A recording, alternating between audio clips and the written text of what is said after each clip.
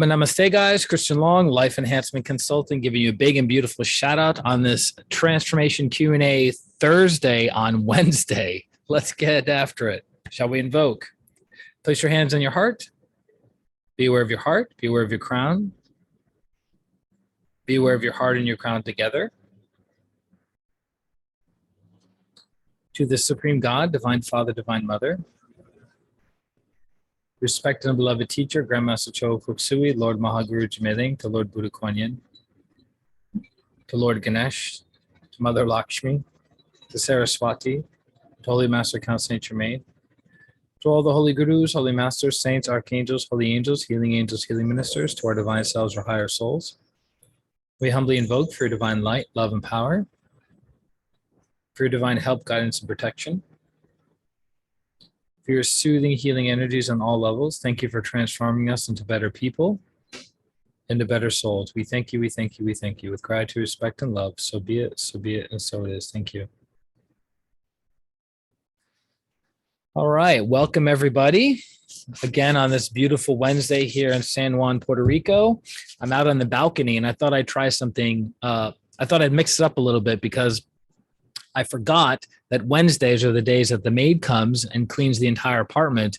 And she kind of like goes in one area, then goes into another area, and then sometimes vacuums here, sometimes vacuums there. So I'm hopefully within this next hour or so that we'll have enough time to get everything recorded and move forward. I might at some point have to pause it and then, recontinue the recording, but, we'll see what we can do. Keep it exciting. And I have the questions right here in front. It's very humid. Very humid. Let's see here.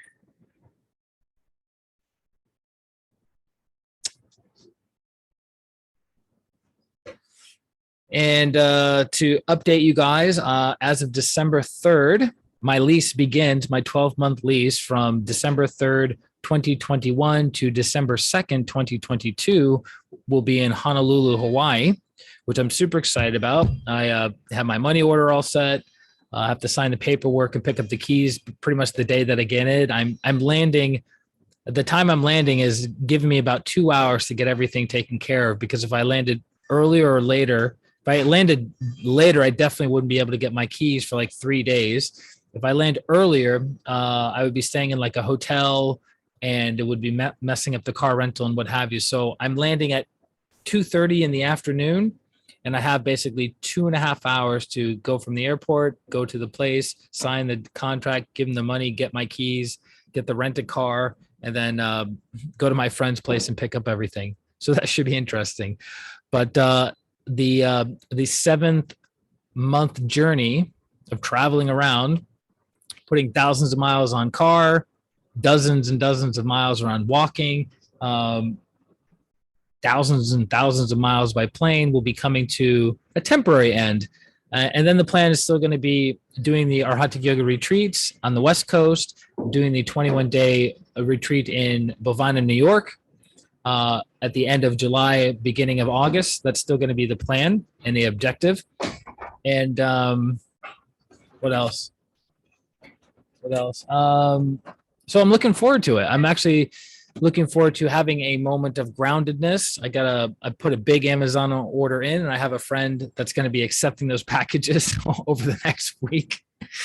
I can only imagine what he's going to be thinking when he accepts those packages, but I'm not getting everything that I need. I'll still be I'm just buying like a air mattress temporarily, and then getting a full-blown mattress and, couch and all that stuff when I'm there. And then the plan is to have Hawaii as you could say, a home base, because the weather's not going to get any worse in the upcoming years. So it could be a nice home base for me, getting a place there permanently. But, I want to be there for a year, get a vibe of the area, get a vibe of the people, routine. But the month I was in Maui and the month I was in Oahu, I fell in love with both areas. Maui is a little bit more quiet than I was looking for. So Honolulu and Oahu. So Honolulu is the city, Oahu is the island.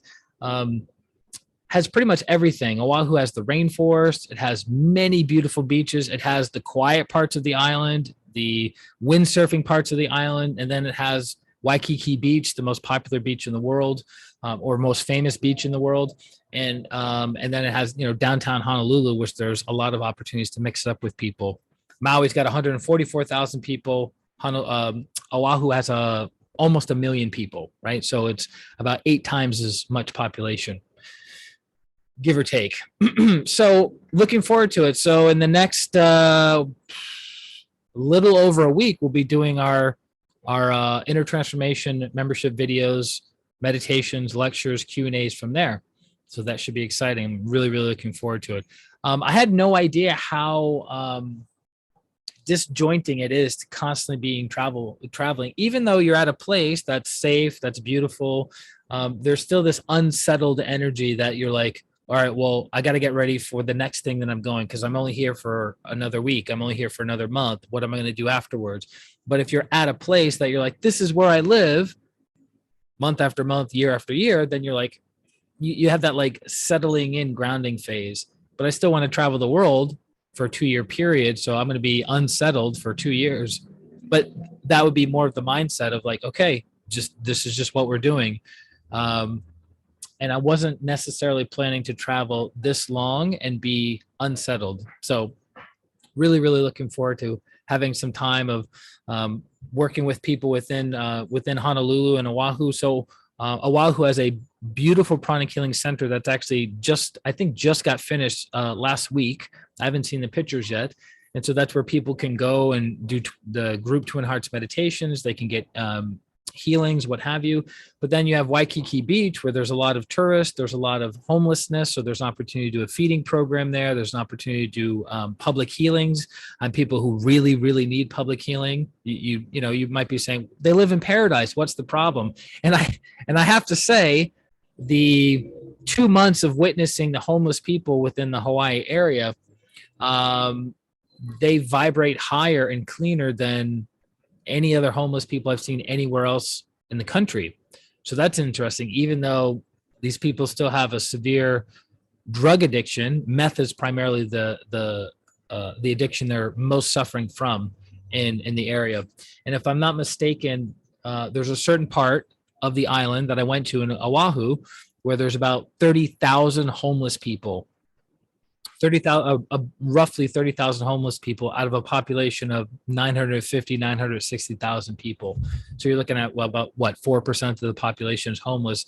But at the same time, it's like there's no fear of them freezing to death in the middle of the night or the elements taking hold of them. Because where I grew up from in Massachusetts, my father was homeless, eating out of dumpsters for 15 years as an alcoholic.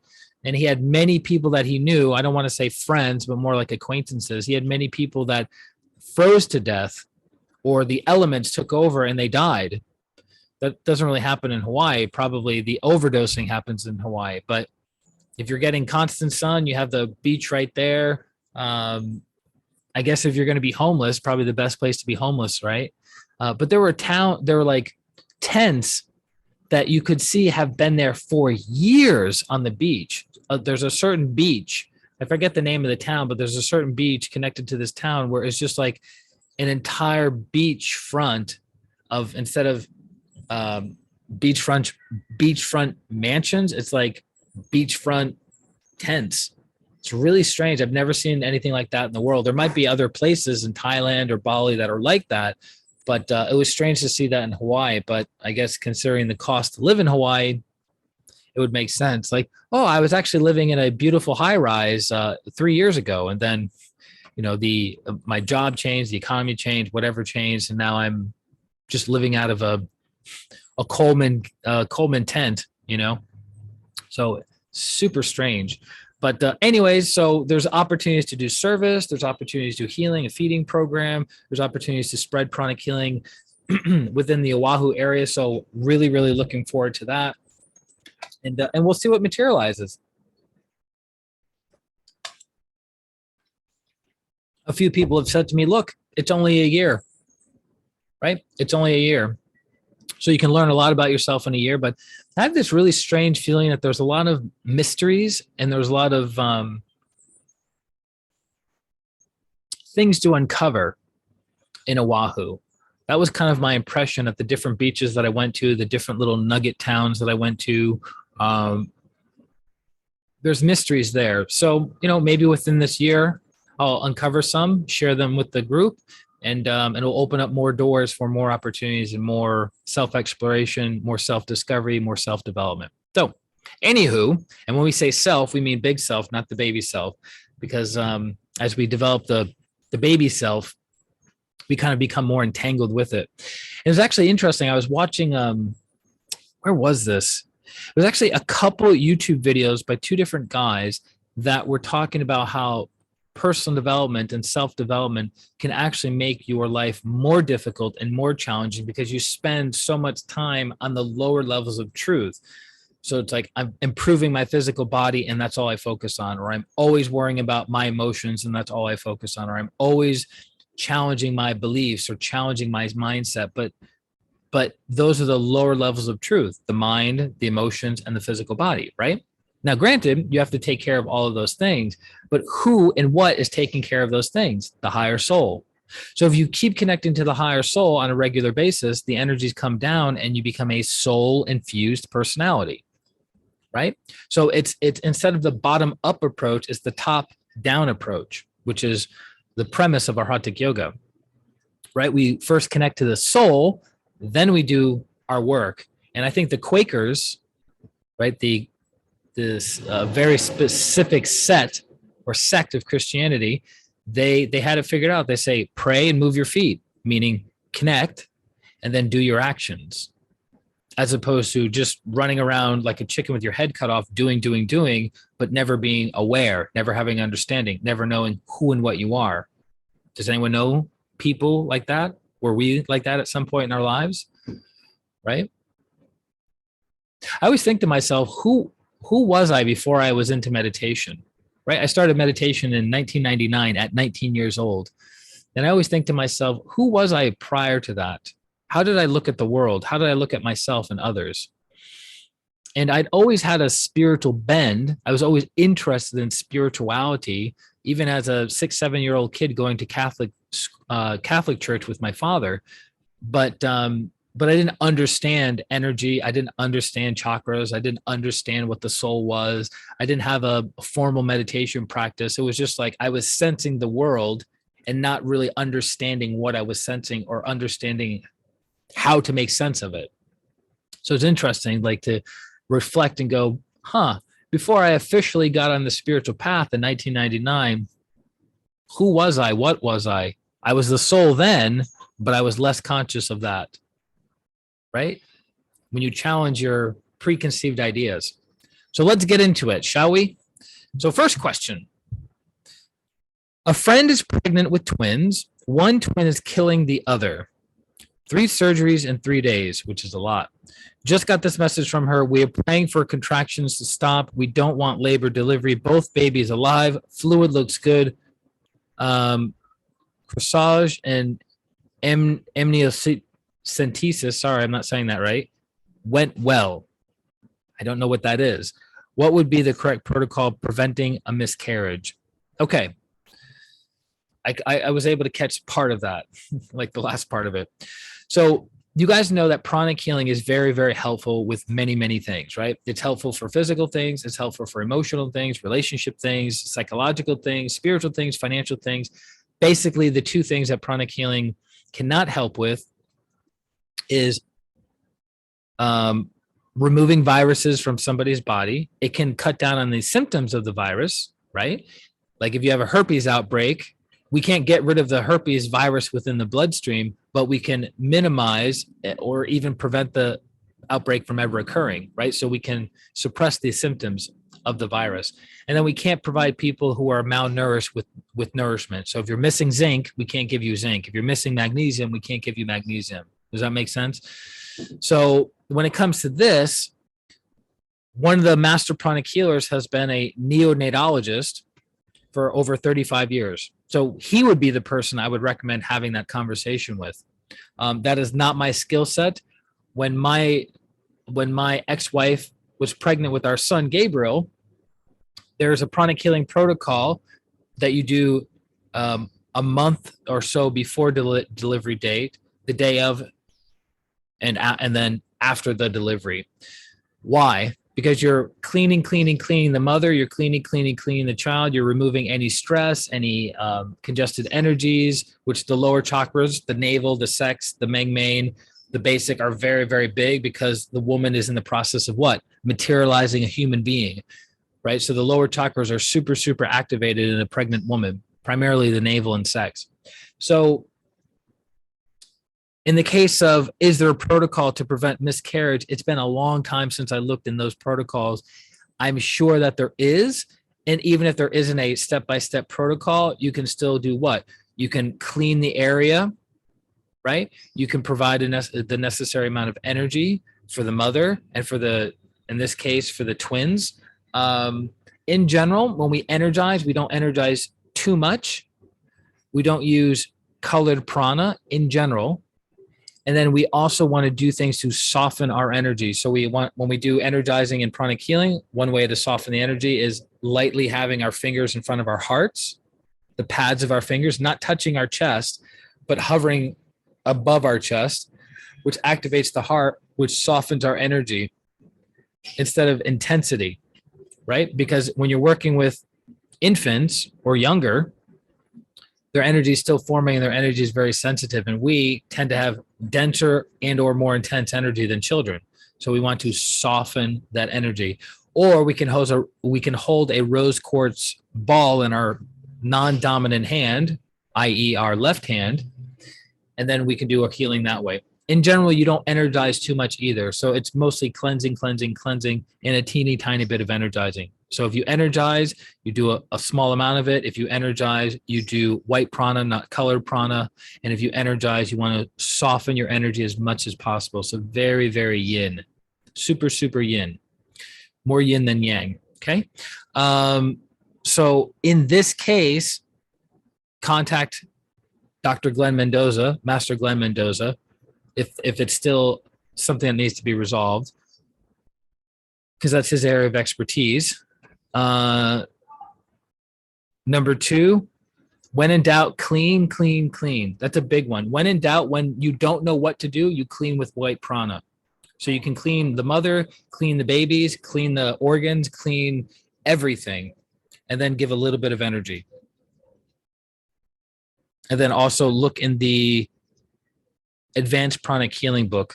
You're also going to have to do psychological healing as well, because the possibility of a miscarriage, the mother is experiencing a lot of stress, and the stress is going into the children. So you also have to do psychotherapy, which is when we use electric violet light from the crown and above to disintegrate and remove stress energies from the parent.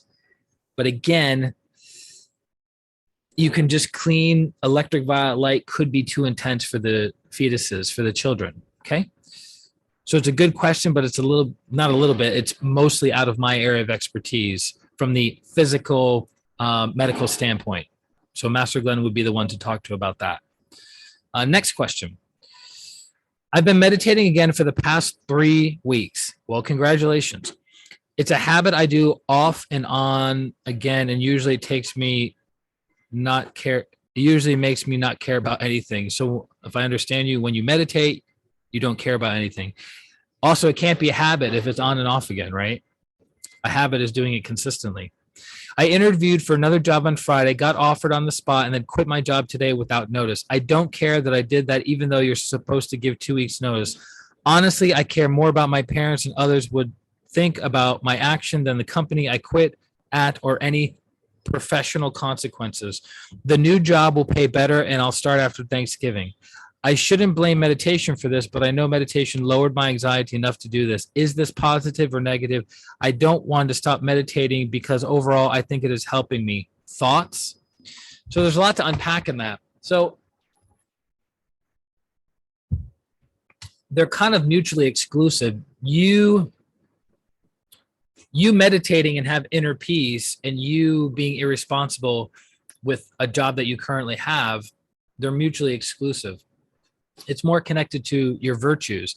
So is it a virtuous thing to break an agreement that you had with a previous company, right? So the agreement was they have to give you a week, 2 weeks, a 30-day notice if they're going to fire you in most cases, right?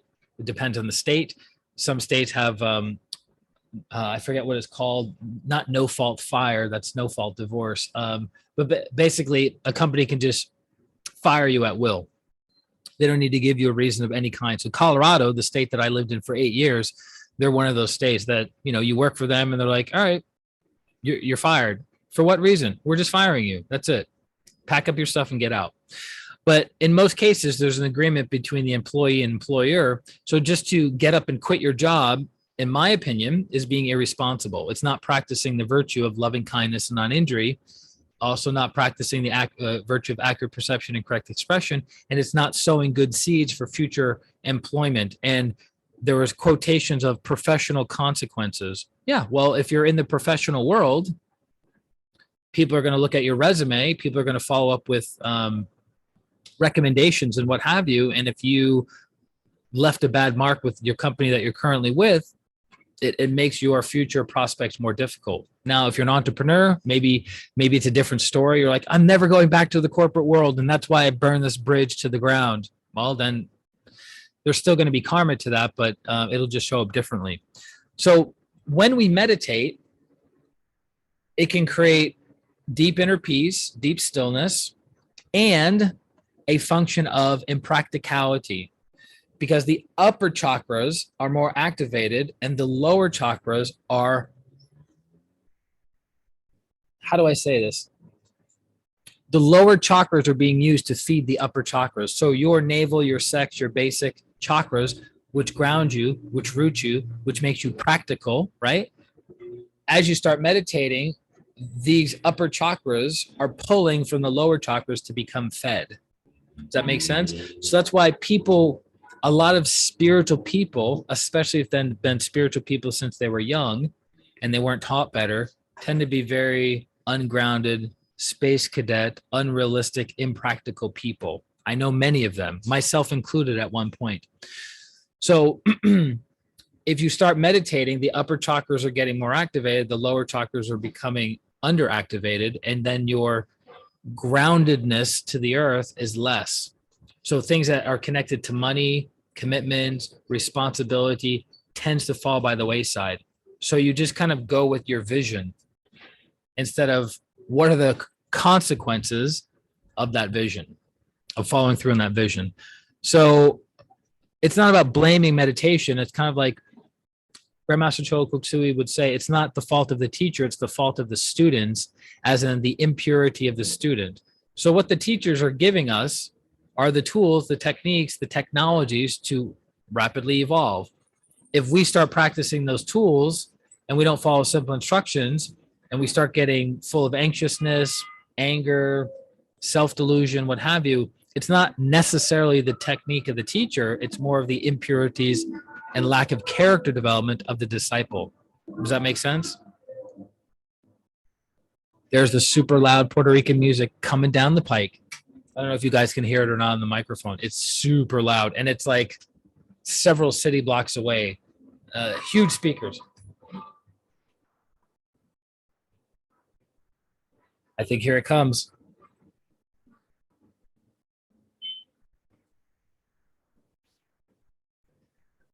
Give it time. Give it time.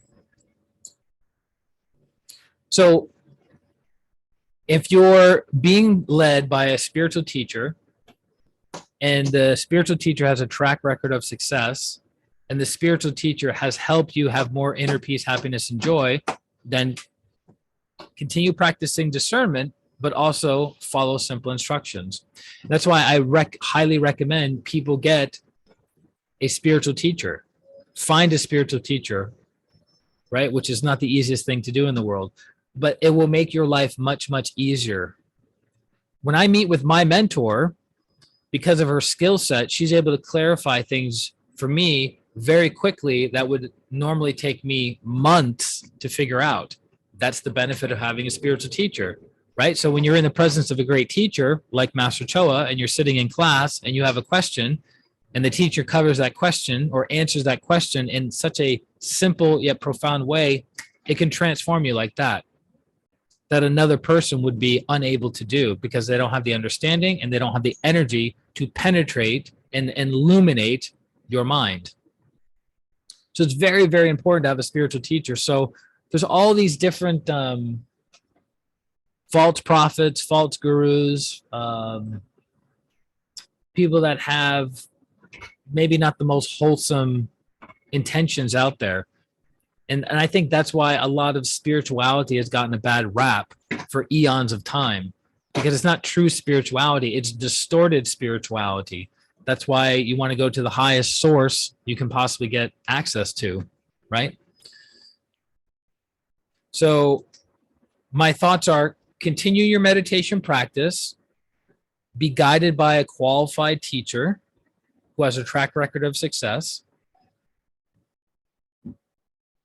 be responsible, be integrous, be accountable for your thoughts, your words, and your actions, so you don't plant negative seeds moving forward. Because we all have to neutralize our karma, which I am always reminded of and remind myself of like, I'm going to be paying for that. Also, the interesting thing is your intention is very important. So if you make a mistake unconsciously, the karma is much, much different than if you intentionally make a mistake. Like, ooh, I accidentally did an unkind, unloving thing to that person. The karma is much different if you intentionally go out of your way to hurt that person. You see the difference? And also, people who tend to think they're very smart and have figured out a loophole in the energetic laws, they go, you know what? I know about the law of service, the law of tithing, the law of mercy, the law of forgiveness. I'm going to injure that person. I'm going to make their life very, very difficult. I'm going to get my revenge. And then I'll do service, I'll do tithing, I'll do forgiveness, and I'll mitigate what the karma is coming back to me. Doesn't work that way. In fact, it'll probably be worse because you're using spiritual laws to hurt other people while trying to protect yourself. Principle of oneness doesn't work. Good question, though. Next question. What will meditation do to a person that is always comparing themselves and always thinking about how not to waste time and being inefficient with their time in a maniacal way? I'm not sure I totally get the question. Again, what will meditation do to a person that is always comparing themselves and is always thinking about how not to waste time and being efficient with their time in a maniacal way? Okay, so if I understand the person's question correctly, you have a tendency to compare yourself to others. You compare your looks to others. You compare your bank account to others. You compare your lifestyle to others. You compare your intelligence to others. You compare your sexual prowess to others. You compare your family dynamic to others. And if you start meditating, what will that do? Well, if you're practicing stillness and awareness, it will start bringing you a deeper understanding of how comparing yourself to others causes you suffering, and everyone's karma is different. So there's no point in comparing yourself to others. It's more of saying, where am I at? Where do I want to go? And then what do I have to do to get there? So comparing yourself to others could be a benchmark of understanding of like, oh, I'm kind of at the same financial level as that person in the same industry, and they're doing X, Y, and Z and seem to be getting good results with Facebook marketing or Google ads or whatever. Okay, I'll look into doing that. That's one level of truth and one level of understanding. But they have their karma and you have your karma, right? They have their karma, you have your karma. So just because all the kids are doing it doesn't mean it's the right thing to do for you. Yes, there are universal laws, but those laws go back to the self. Like, this is where I am. I don't know where that person is. So to judge or to criticize or to compare is a waste of time. So that's one viewpoint. So you have a tendency to compare yourself to others, so you can start meditating by being still, being aware, and seeing how that creates suffering in your life. That's good. The other thing is, if you start doing very powerful meditations that generate lots and lots of energy, it's going to partially flush out those energies to compare, which is connected to negative pride and low self-esteem, but it's also going to amplify some of those energies within yourself. So if you compared some of the time, maybe you now start comparing most of the time. So the frequency can increase. Also, the duration, the intensity can increase. So let's say you're mad a little bit, now you're mad all the time, or you're mad a little bit, and now you have these huge blowouts that happen occasionally. It depends on the person, depends on the karma, depends on the lesson, depends on many, many factors, right? So again, it's not the problem of the meditation, it's the problem of the impurities of the person practicing the meditations. Now, some meditations are better than others, and some meditations are better for certain souls than others. But that's why in Arhatic Yoga, we cover all the different types of meditations to give each soul a very well-balanced development, because you need to be balanced. You can't be way on one side and way on another. You need to be in the middle path, right? Which the Lord Buddha taught.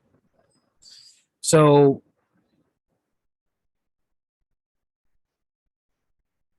it's going to magnify your tendencies if you don't do awareness, understanding, purification practices. And then maniacal time.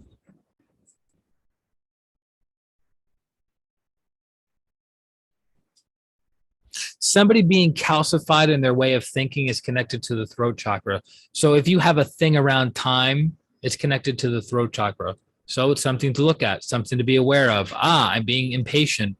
Impatient solar plexus, patience in the heart, and then your calcified thought forms around those energies are in the throat. So you're like, okay, there's that tendency to be impatient. Let me be still. Let me be aware. Let me activate my heart. Let me have understanding about being patient, not being patient. What are the benefits of being patient? What are the where's the suffering of being impatient? Right? I shared with some of you about my experiences with being stuck in traffic and how it was like my worst nightmare. But then a girlfriend of mine, we were stuck in traffic, and she just said, "It's okay. We'll get there when we get there. We're in no rush. We get to spend time with each other, but we'll get there when we get there." And that understanding in the way that it was being said to me made me go, my solar plexus released, a shift occurred, my heart became activated, I had inner peace, and all was well. Same thing in being in San Juan, Puerto Rico. The Latin culture is very laissez-faire. They're very like, yeah, whatever. There's no rush to get anything done, which for a person in my personality, that's very difficult. I'm not saying I'm the New York City go, go, go, because I didn't like that either when I was living in the area. I like the middle ground, but it's like, should it really take 15 minutes to get checked out in a grocery line? Is it really necessary, right? Is it really necessary for that to take 15 minutes? I don't think so. But again, practicing patience, practicing understanding. So your meditation practice will magnify the good within you and will also magnify the not so good within you. So it goes back to purification, purification, purification. So if you purify deeply and you do a powerful meditation, you're going to be on cloud 9 for a very long time. But how many people want to do the extra work of purifying, gaining awareness, understanding, and transforming? Not as many people, right? Next question. How does long distance energy, I think it's supposed to say energy healing. How does long distance energy healing work? Because we're all connected. It's through the principle of oneness and the law of karma. The principle of oneness and the law of karma. And we are connected. Our energy bodies are connected to Mother Earth.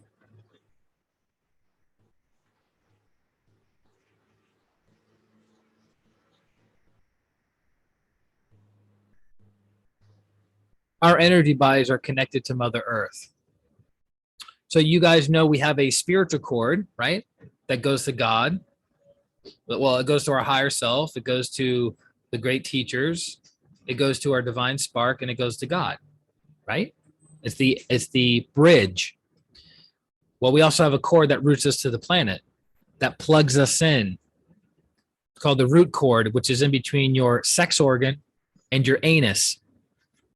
Your perineum area is where your root cord is, and that connects you to Mother Earth. And there are many, many secrets to that.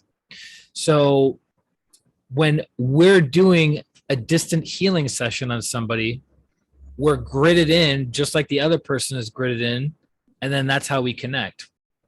And it's based on the intention of the healer, right? So it's like, it doesn't matter if the person's 3 feet away or 3,000 miles away. It's still the intention of the healer, because the energy body goes wherever the intention is, or merges, because time and space is irrelevant. So it's like, okay, I can have somebody sitting in front of me 3 feet away and I could scan their crown. They can then be 3,000 miles away and I could still scan their crown, because I'm not touching their physical body. I'm touching their energy body, which is, for lack of a better way of saying it, all permeating. And that's gridded through the planet. Now, can you scan other things on other planets? Yes. You have to be karmically entitled. You have a certain level of skill, receptivity, maybe even shielding. That's a whole other conversation. So that's, in a nutshell, how long distance energy healing can work. That's how it makes it possible, because we're all connected to each other. Without the principle of oneness, without the law of karma, long distance energy healing would not be possible.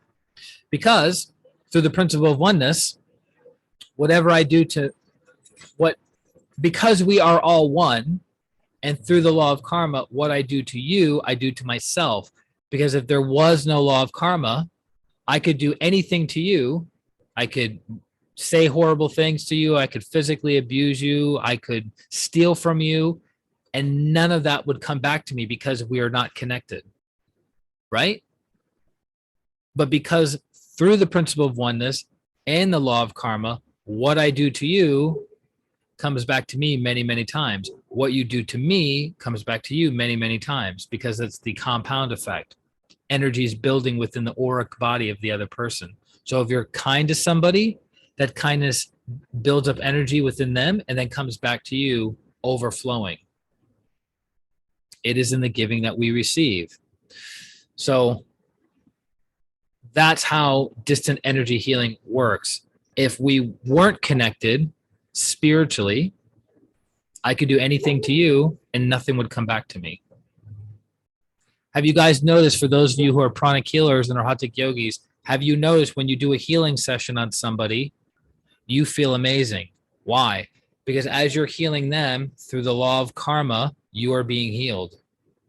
It is in the giving that we receive. If you want to be intelligent, help other people become intelligent. If you want to have a partnership, help somebody find a partner. If you want to be successful in business, help somebody be successful in business. If you want to heal your trauma, heal others of their trauma, right? Make sense? But we always have the choice of what to do and not do. Sometimes we can choose consciously, I don't want to work on this karma. We have free will. It doesn't mean there aren't consequences to not working on that karma, but we have the free will to choose or not to work on it. Okay? I hope that answers that question. It's a big question. Hello. I guess I'll start with explaining my situation a bit. I discovered meditation about 5 years ago when I had undiagnosed OCD. Oh, the person body has OCD and was not diagnosed with it. Okay. And it helped me a lot. I meditated daily during that time. Later on, I was diagnosed and started treatment. And as I felt better, I slowly fell out of the practice. That's something I've noticed. Right? So people get onto the spiritual path when they hit rock bottom. And then they start practicing things that make them feel better. Right? And then once they feel better to a certain degree, they go, I don't need this meditation practice anymore. I don't need to do these affirmations, these prayers, these energy healing techniques. Not interested. A friend of mine who was had been a longtime friend of mine, got into pranic healing, got into Arhatic yoga, felt amazing when he did it, stopped doing it for a couple years. Then all of a sudden he stumbled across one of Master Ko's books, opened it up, And he said, you know what? Let me start practicing this stuff again. He practiced it again. He messaged me. He goes, this stuff is amazing. I feel super good doing it. And then he felt good and then stopped practicing again. And it's like this. But if you are consistent with your healing practice, with your meditation practice, with your spiritual practice, with your personal development, you don't have huge dips in your life anymore. You don't hit rock bottom because you're building, how should I put this? Like an energetic reserve. So you're building up more and more energy in your auric field. You're building up more and more energy of gold in your energy body. So when life inevitably changes on you based on the law of cycle and law of change, right? Things happen. The wheel of karma turns and you're at the bottom. You're not there so long because you have reserves, energetic reserves, and karmic prosperity energy in your karmic bank account to withdraw from. So you move forward quickly. But the people who don't have any practices, when they hit rock bottom, they go very low and they stay there very long. There's people who hit rock bottom who never recover from it. 30 years they're at rock bottom. They leave their body at rock bottom. It happens because they have no prosperity karma in their bank account and they haven't been taking care of their energy bodies. So they're like more susceptible to the vicissitudes of life. Does that make sense? I am now a resident of orthopedic surgery, which is very, very demanding field with insane schedules, and it can also be very cruel and soul crushing. So there's a lot of energy in these two sentences. PGY1 was insane the first year. And now as I'm transitioning to the second year, I find myself with a lot of feelings of anger and anxiety left over from the previous year. Correct. I want to work on processing these emotions and so started therapy yesterday, which therapy is helpful for what? Getting awareness and partial understanding of your trauma, which, hey, it seems like this past year, there was a lot of anxiety, a lot of anger, a lot of hurt, a lot of trauma with myself and my work schedule and my work environment. So there's the awareness, a little bit of understanding. Now, what do you do with that? How do you shift? What are your tools in your toolbox to heal and move forward? Most people don't have those. And that's why therapy takes a very, very long time to notice a shift, to notice a transformation.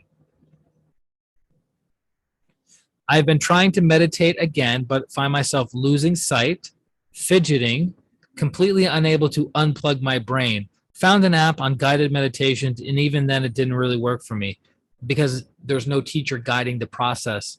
There's no teacher meeting that person where they're at. The app can only do what the app can do. And the funny thing is, the person's consciousness will influence them to which app to choose from, which meditation to choose, which book to read, which seminar to go to, right?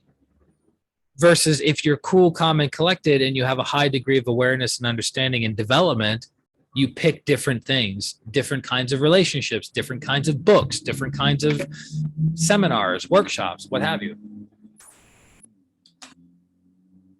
And it makes sense that this person took time off from their spiritual practice, their healing practice, right? Because of the requirements of their schedule as in residency. And then what? Energy goes down, energy goes down, energy goes down, congestion goes up, congestion goes up, congestion goes up. So their life is very difficult now. One of my clients recently, this is maybe the fourth week in a row, he had the new awareness. He's like, okay, when I do my practices, my life is good. But when I stop doing my practices, even for 2 days, my life is worse.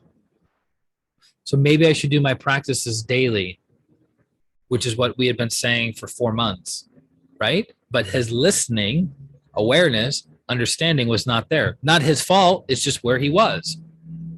That's why we have to keep exposing ourselves to truth and higher truth and practicing that truth. What would you suggest? What would your suggestions be? Meditate 15 minutes at a time every night I can. Let my mind fidget some and trust in the process that eventually and slowly it will get better. Any resources and suggestions? Being still and being aware does have a level of purification. It's long and it's painful, right? You've heard of the 10-day Vipassana retreats where people do a 10-day silent retreat where they're just in a room alone with their thoughts. And usually for 4 days, they're completely and utterly miserable because they're swimming in their negative thoughts, negative emotions. But as you keep practicing awareness and more awareness and more awareness, the light of your consciousness starts dispelling the congestion. But it takes much, much longer to do so versus just heal the person's aura, heal the person's chakras, remove negative thoughts, negative emotions, heaviness, congested, etc. And they're like, I feel calmer. My mind is clearer and sharper. And now I can do whatever I need to do. Or it's easier to see who you truly are, right? So what would I recommend? I would recommend that this person meet with a qualified teacher. I would recommend that this person meet with a healer and get several healing sessions to remove the previous years of junk, the previous year of junk on their system, disconnect them, give them understanding, give them homework of practicing forgiveness because anger is connected to the inability to forgive, right? And this person definitely has anger. So I would recommend the person practices forgiveness. Okay. And the forgiveness meditation with pranic healing is about 20 minutes long by Master Ko. That's the one that I've been using for years with myself and with clients.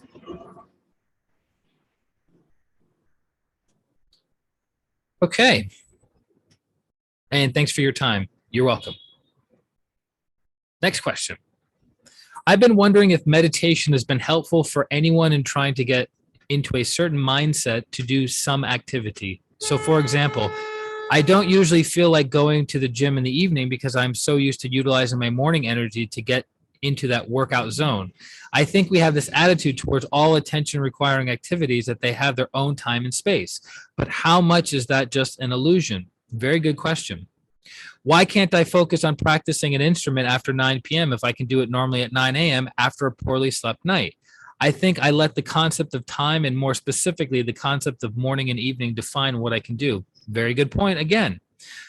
Also, I give up easily when I'm tired, but does tiredness really define if I can do something or not?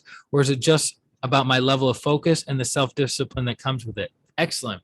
So the person does have a level of awareness. So the question is, do I have to work out in the morning because that's what everyone says to do? Or that's when I'm most in alignment with myself? Or can I work out in the evening after 9? Can I play an instrument anytime, day or night? Or do I have to play it at a certain time? It depends on the level of truth that the person's operating from. It depends on the person's purpose. It depends on the person's level of development. So for instance, the masters in pranic healing sleep very few hours a night. Would I recommend the majority of the populace sleep as little hours as they do? No. And most people couldn't keep up with them normally. Like if you got 10 hours of sleep and tried to do what the masters do, you can't keep up with them. Why? Because they have really, really, really big chakras and they have a really strong connection to their higher selves, which is doing what? Driving their purpose. Driving their purpose. So if you don't have a why, Ajna chakra, if you don't have a purpose as to why you're getting up and doing what you're doing, working out in the morning, work out in the evening, playing an instrument in the morning, playing an instrument in the evening. If you don't have a why, then you're not going to have the drive to do it, right? No matter what time of day or night. Also, it's a level of self-understanding. It's a level of loving kindness and non-injury to oneself going, well, wait a minute. I've noticed my body functions well on 8 hours of sleep or 9 hours of sleep or 7 hours of sleep.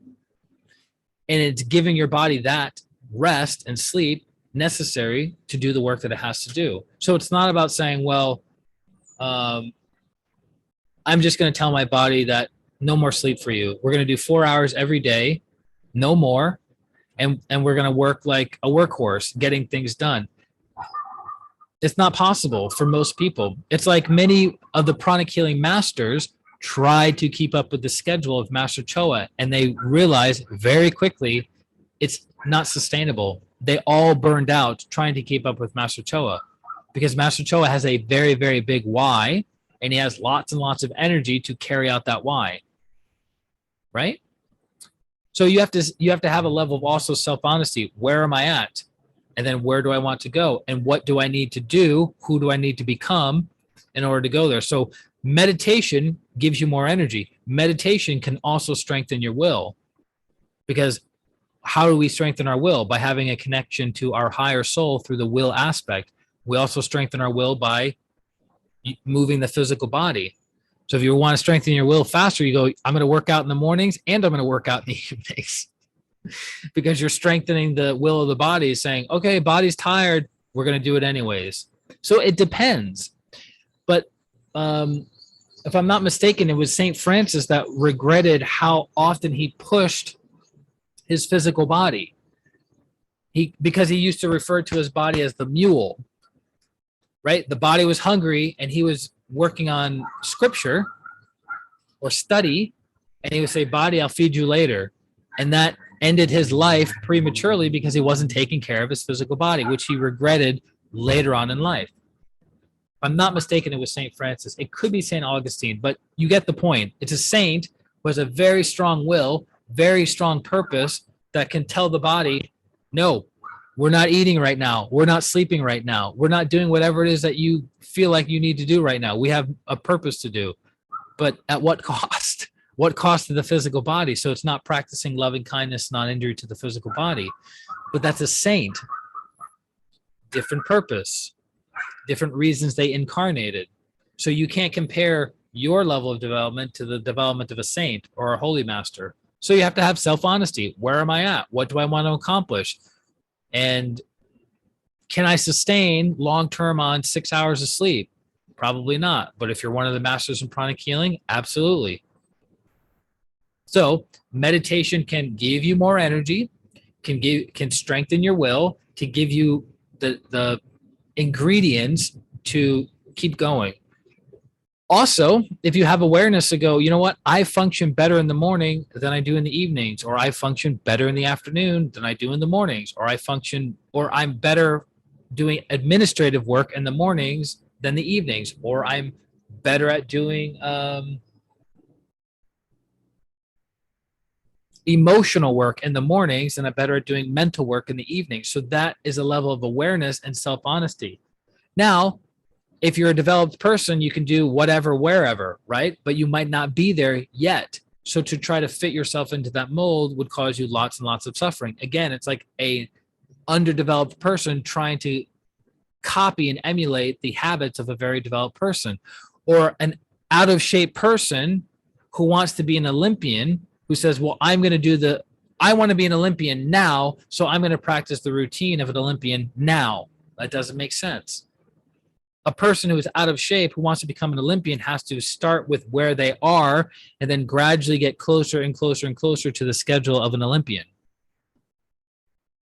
So if you absolutely unequivocally need 9 hours to sleep to do your work, then that's where you're at. And then gradually you do your meditation practice, you do exercises of strengthening the physical body.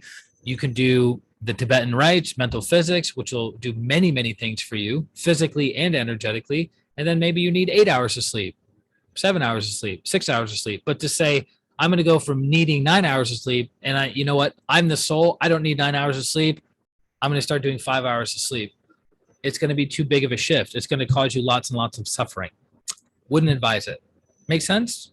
Yes? No? Maybe so? Okay. Great question. And decent awareness.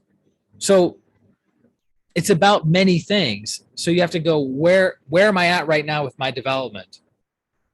Where do I want to be? And in what time period do I want to accomplish that? Again, it's like an out of shape person saying, I want to be an Olympian in 6 months. Not going to happen.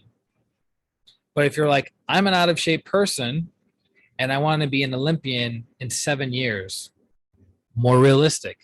Even that. Are you going to dedicate 6 days a week, 8 hours a day? for practice. Also, what's your age? Are you even eligible to be in the Olympics, right? So there's all these different things to consider. So it's only an illusion and delusion if you don't see yourself clearly. You could look at it from a financial standpoint. Somebody says, okay, next year I'm going to make $1 million. Okay, for the past 10 years, the most you've made is $50,000 per year. What's the differing factor that's going to bring you from $50,000 a year to $1 million next year? What's going to change? Well, I'm just going to be more positive. Okay, well then that's not going to cut it.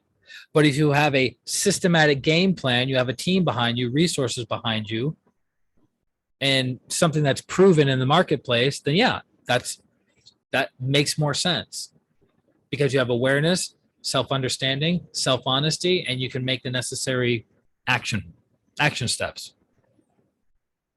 Great question, though.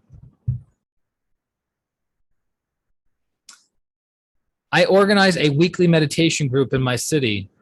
Wonder who this is.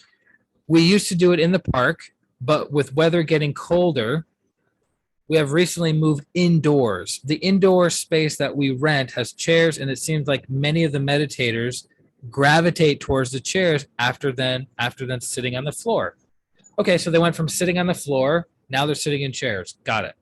My meditation background is Vipassana, which we just talked about, Gogenka style.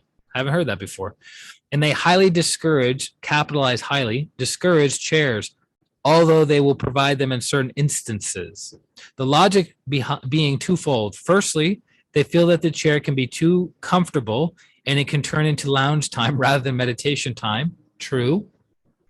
Secondly, they argue that any pains or aches that are created during the sitting on the floor are helpful too for meditation, depending. I happen to agree with both of these, but these have also been drilled into my head very deeply. Calcified thought form. When I see many of the meditators in the group, young men and women using the chairs, I do feel a bit confused. I do encourage them to sit on the floor, citing the aforementioned reasons, but even then, only a minority joins me. So the teacher's sitting on the floor and only a few students sit on the floor with the teacher. Most of them sit in chairs. What are your thoughts? Is it worth advocating for sitting on the floor, or am I being too fussy about this? Yes. It is a beginner's meditation group. Well, there's your answer. So we're only doing mindfulness, but the chairs were a non-issue in the summer at the park. Thanks. Okay. Again, levels of truth. Again, it's dependent upon the individual. So when I was running face-to-face meditation groups, we gave people the opportunity to do whatever they wanted to do. You want to sit in chairs? Great. You want to sit on the floor on a meditation cushion? Great. You want to sit on the floor with a yoga mat? Great. All good. All good. Because it's more important for the person to be comfortable in the beginning. In the beginning. It's more important for somebody to be comfortable, because if you're learning something new and practicing something new, what do you want them to focus on, that, or do you want them to focus on constantly fidgeting, being uncomfortable? I know without a doubt that it was very difficult for me to sit on the floor in any kind of position with a straight back for a prolonged period of time without being very uncomfortable, pain in my hip flexors, pain in my back solar plexus, pain in my lower back. So if somebody's like, yeah, no chair for you, buddy, no backrest for you, I would be like, this sucks. Now, because I have years of experience, because my body is more flexible, right, and malleable, I can sit on the floor and with my legs crossed, half lotus, full lotus, and mostly be comfortable and very little pain in my mid back, my lower back, my hips. They're all good, right? So it depends on the individual. It depends on the individual. Now, as we have done practices in pranic healing and our hatha yoga, and you're like, look, you've been meditating for 3 years. Let's try something. No more leaning on the backrest. Oh, come on. But now you have the understanding and practice of the meditation. So you get to practice something different. What's the different thing you're practicing? I am not the body. So you're meditating, you're still, you're aware, and then you get an itch. So instead of immediately going for the itch, you go, nope, not going for the itch. Because I'm the soul, I'm not the body. I'm the soul, I'm not the body. I'm the soul, I'm not the body. And then the itch may go away. But if after 10, 15 seconds, the itch is still there, you're like, okay. Same thing with pain in your body. Like, okay, my middle back is really hurting right now, and I really want to lean against the chair, and I really want to stretch it out. I'm not the body. I'm the soul. I'm not this back pain. I'm the soul. I'm not this discomfort. I'm the soul.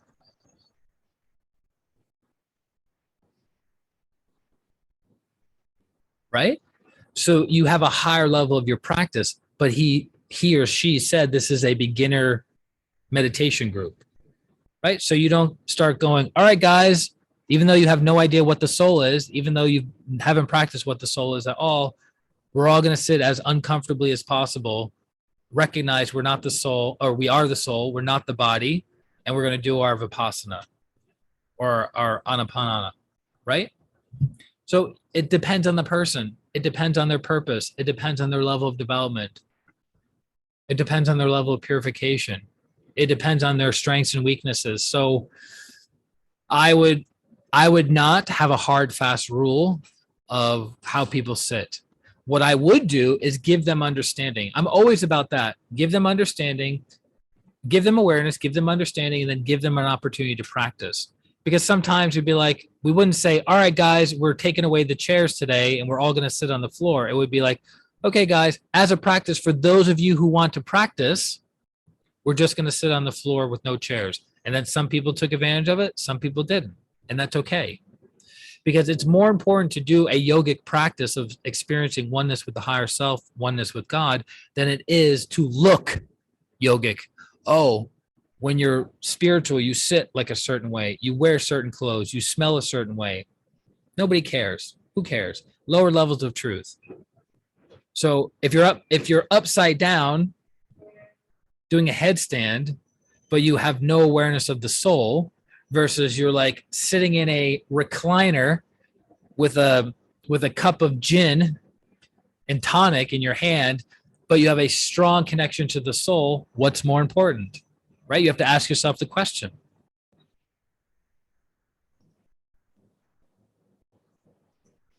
So we don't want to be fanatical in our viewpoints. Next question. I wanted to use a stronger word, but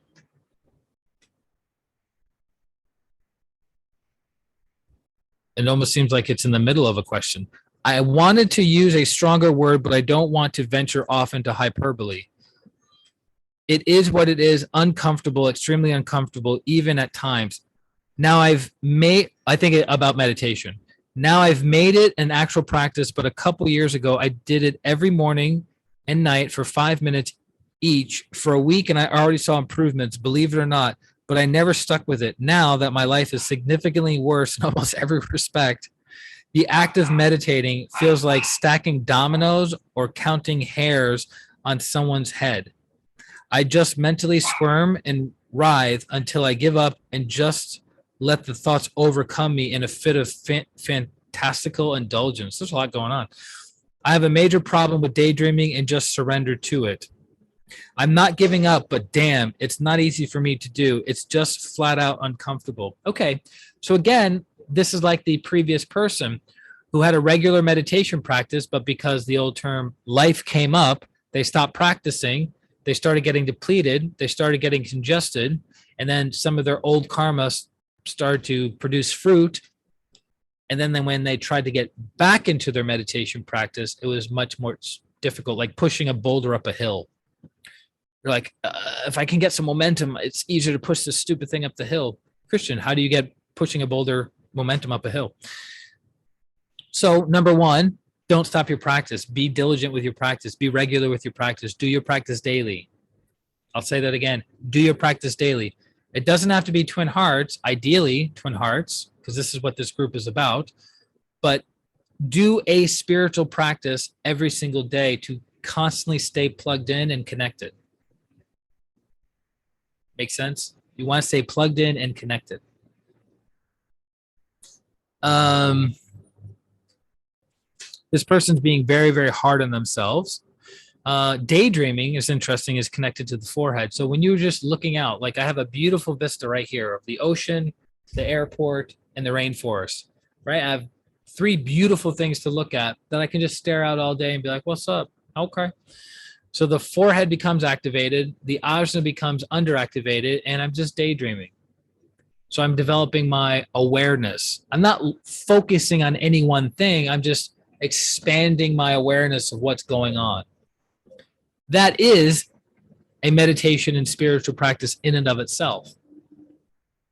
But it also makes you very, very sensitive. And most people are too sensitive. An empath is a very sensitive person. So if an empath focused on awareness meditations, they would be overly sensitive and their life would become very difficult.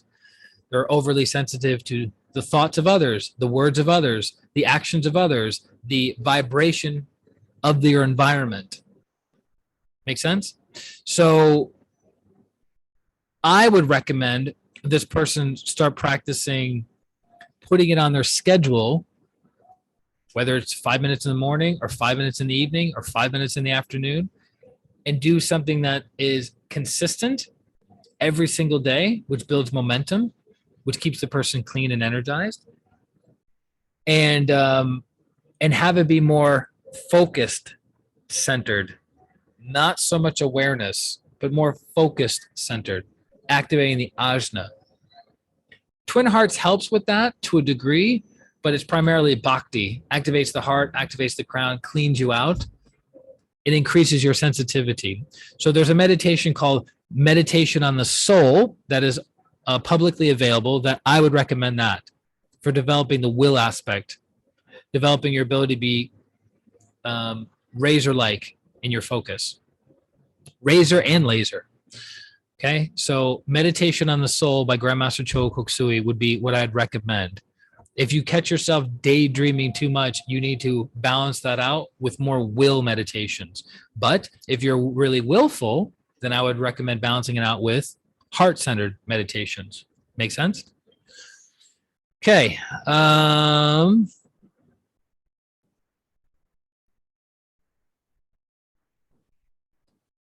I like the person says, I'm not going to give up.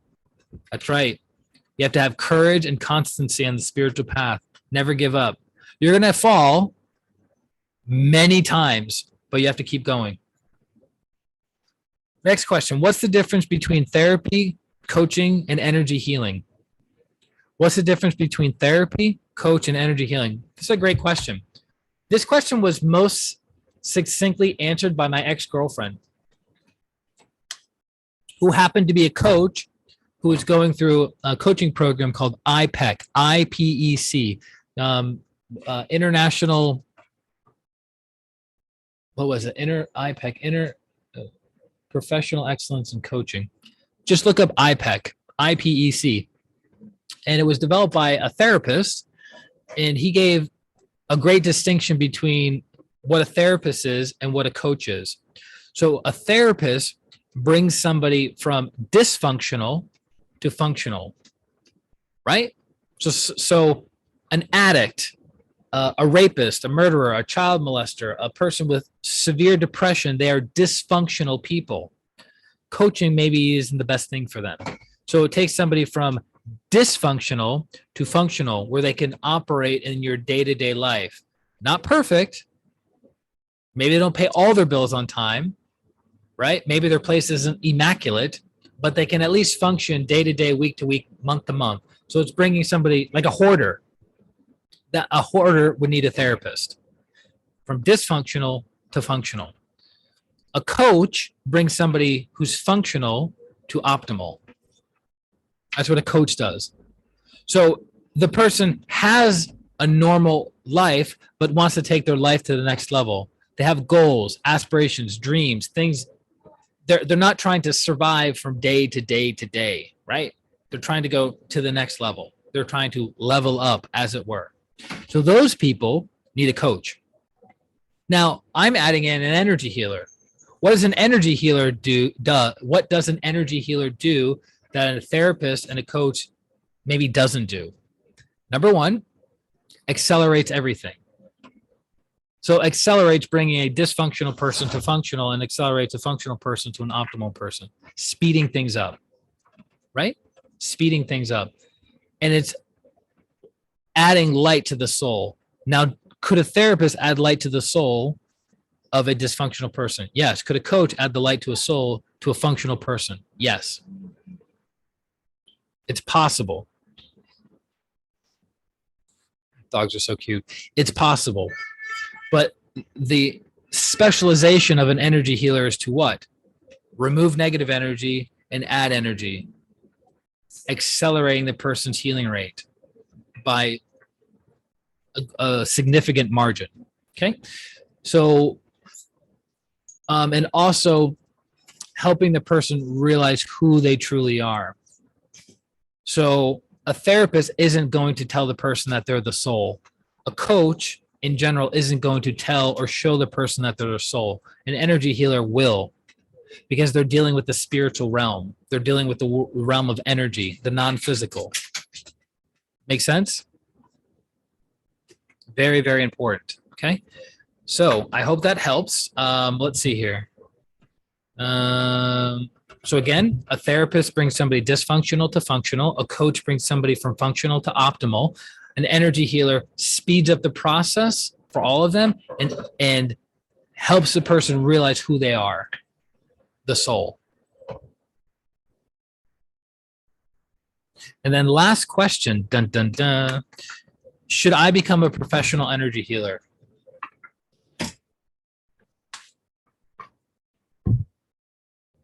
Can't answer that for you.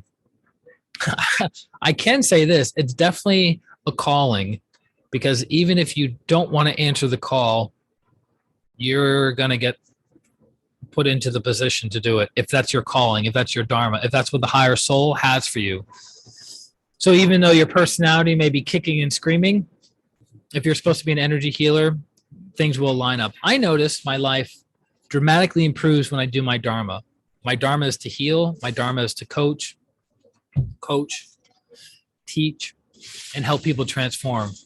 I don't have a choice in the matter anymore. And I notice whenever I'm doing it, my life improves by a very significant degree. Whenever I've stepped away from it to explore other ventures, other opportunities, or maybe even getting distracted, my life goes, okay? So should you become a professional energy healer? It depends. It's definitely a lifestyle. If you want to do it properly, it's a lifestyle. Just like saying, like, should I become a priest? Should I become a sadhu in India? Should I become a rabbi? Should I work for Sisters of Charity? Right? It's a big, big question. I can't answer that for you. It's highly rewarding. It's infinite in its complexity and where you can go with it, but it's not easy. And a lot of your stuff is going to be in your face. Like, I've noticed many people take psychology in college as a major because they have their own issues. So as they're going through their psychological training, they're like, huh, I have that issue. I have that issue. I have that issue. I have that issue. And they start working through their issues, right? So they can be better equipped to assist the people, the patients that they work with in their career after graduation. Energy healing is the same thing, but on a much accelerated level. So if you want to help people with their, if you have anger issues, you're going to have to work through those anger issues in order to help other people work through theirs. And I don't just mean helping them mentally work through their anger issues. You have to resolve a lot of those things within you energetically to help somebody. Because just because you know how to do something doesn't mean you have the energetic, hold on, yes. Just knowing something isn't enough to transform the other person, meaning you don't know how to make $1 million, but you read books on how to make $1 million. You're not really going to have the energy to help another human being make $1 million. Does that make sense? So you have to transform yourself to have the energy of transformation within you, and then you can more faster transform somebody. Because energy, being a professional energy healer is about what? energy. It's not just about running your fat mouth and knowing what to say and how to say it. It's the energy in the words that you speak. It's the light in the words that you speak. That's why it's significant. That's why it's important to live a certain lifestyle. And I'm not perfect, by the way, not claiming to be perfect. I still need to get tighter and tighter and tighter with my Arhatic Yoga practice in order to serve more people and not let old tendencies resurface. Not that I have like an alcohol addiction or drug addiction or sex addiction or anything like that. Sex addiction years ago, I've worked through it. It's not there anymore. But now what? As I sit and talk with people who have problems around sex and sexual addiction and not feeling good enough, not feeling sexy enough, having intimacy or romance issues, I can definitely assist those people to transform that part of themselves. Why? Because I've done it. It's not all talk. It's not that I read it from a book. It's not that I got it from a professor teaching me and now I'm teaching it to you. It's from wisdom and life experience that now enables me to transform the lives of other people just in that one area. Never mind all the other areas that I've been working on for the past 22 years. Okay? So I hope that helps. I hope you guys got value out of today. If you want to be a professional energy healer, go for it. I have a program to help you become a professional energy healer because I want to design something that would help people. So go for it. Don't be such a chicken. Okay? And if you have any questions, let me know. So I hope this helps. I hope you guys got benefit out of today's transformation Q&A Thursday. On Wednesday, we'll be posting this later on today. Any questions, comments, concerns, feel free to reach out to me. Thank you again for the questions you've been submitting. Keep submitting your questions. Where do you submit them? christianrlong@gmail.com. It's my name, christianrlong@gmail.com. Or you meet me on Facebook, Christian R. Long at Facebook, and private message me. Okay? So let's close for today. Beware the heart, beware the crown, beware them together. To the Supreme God, Divine Father, Divine Mother, respected and beloved teacher, Grandmaster Cho Koksui, Lord Mahaguru Jmeling, to Lord Buddha Kuan Yin, to Saraswati, to Mother Lakshmi, to Holy Master Count Saint Germain, to all the holy gurus, holy masters, saints, archangels, holy angels, to the angels of wisdom, to the angels of inner and outer healing, inner and outer transformation, to our divine selves or higher souls. We thank you, thank you, thank you all for your great, great blessings. For your soothing, healing energies, we thank you with gratitude, respect, and love. So be it. Thank you. Whew. That's great. Lots of love to you guys from my heart to yours. This is Christian Long, Life Enhancement Consultant, wishing you a beautiful day, a beautiful week, and a beautiful life. Atma, namaste. Bye-bye.